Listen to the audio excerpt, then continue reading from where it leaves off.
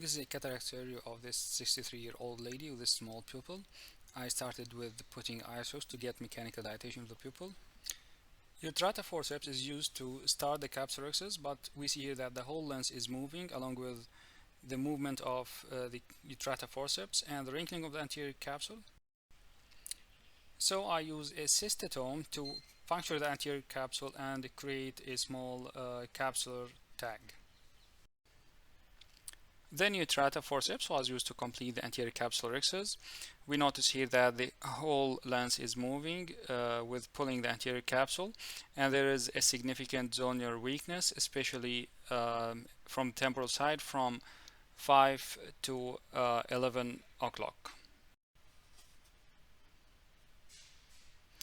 Hydroresection is important in any case of cataract surgery, but it's essential and mandatory in cases when you feel that the zonulars are weak.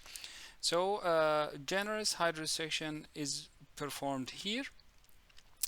Then I start to with phaco, and with direct chop I was able to create a crack, but what is next? Without stabilizing the lens, we cannot rotate the nucleus, and we cannot take this hard heminuclei to the anterior chamber unless we rotate a little or crack this heminuclei into 2 quadrants at least. So I decided to put the iris hooks on the anterior capsule to stabilize the lens, and we can see here that the phacoemulsification process is going well.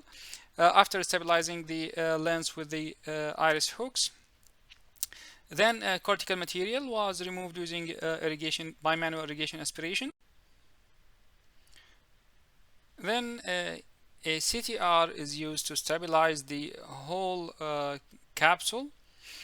A Senski hook was used to stabilize one of the eyelets, and we see here that even the superior zonules are weak, not only the temporal zonules. Now I'm using a Senski hook from a side port to retrieve a trailing haptic from the anterior chamber angle and putting it into the capsular bag with the help of another instrument, which is a Coughlin hook.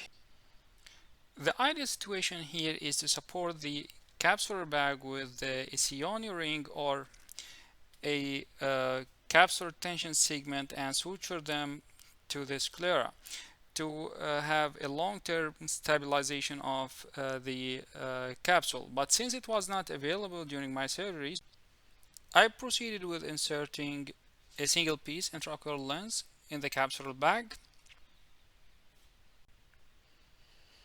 Insertion of the trailing haptic was not easy here because I already removed the nasal iris hooks and there was no support of the capsular bag in this area. So I notice here that the haptic went into the ciliary sulcus rather than being into the capsular bag. Hydration of the corneal wound, and the lens is stable in its position.